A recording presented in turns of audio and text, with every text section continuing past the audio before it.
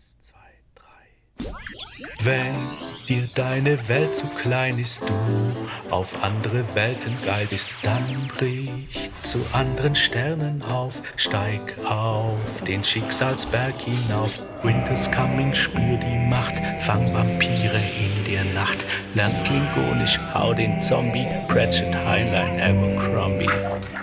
Träum den Androidentraum, verlier dich tief im Cyberraum. Bei 451 Papier verbrennt, wirf einen Blick ins Otherland.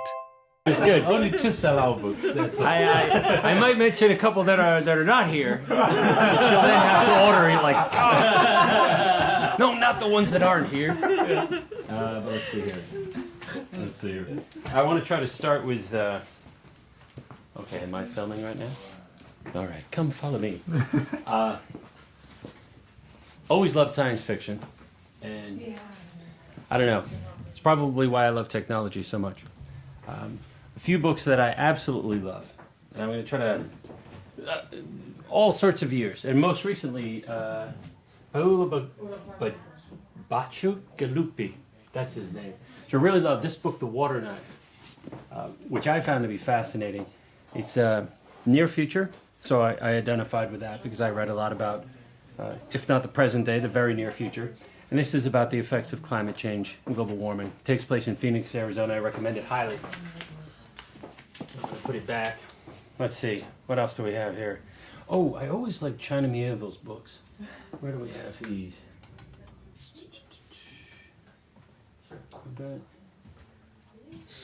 I probably should have found this. Oh, well, I'll do this one instead. Altered Carbon. Richard K. Morgan. I really love this book too. And I hear they're finally making it into a TV show, but the idea of people being reincarnated from backups, I thought it was really creative. And he did a whole series on these, and now I'm messing up the stacks. Let's see.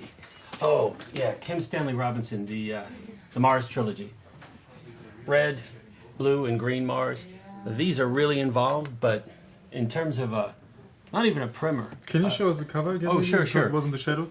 This is a really detailed Mars series. There's 3 books. There's a trilogy that goes into detail about the colonizing of Mars, the terraforming of Mars, and at the time, and I think all 3 of them here won Hugo Awards.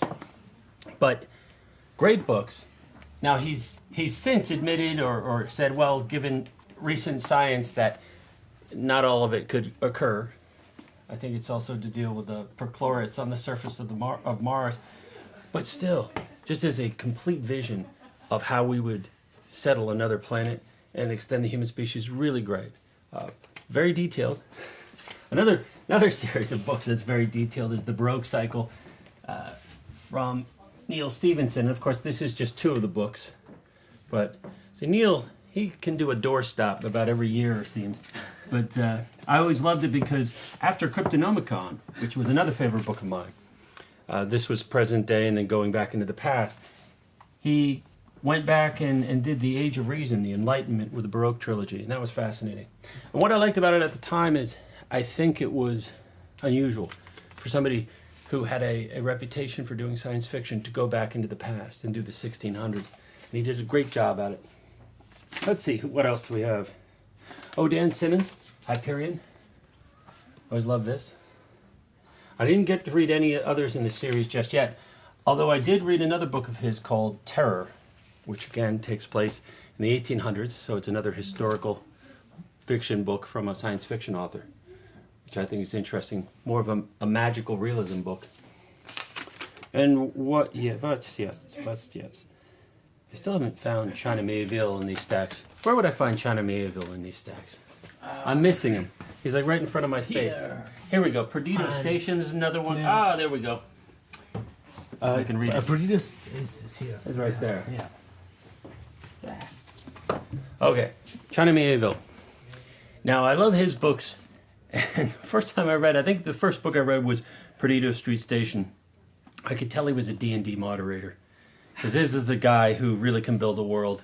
And the great thing about playing role-playing games as a storyteller, I like to think that I cut my teeth telling stories of being a moderator, because if you're bad at it, your players let you know.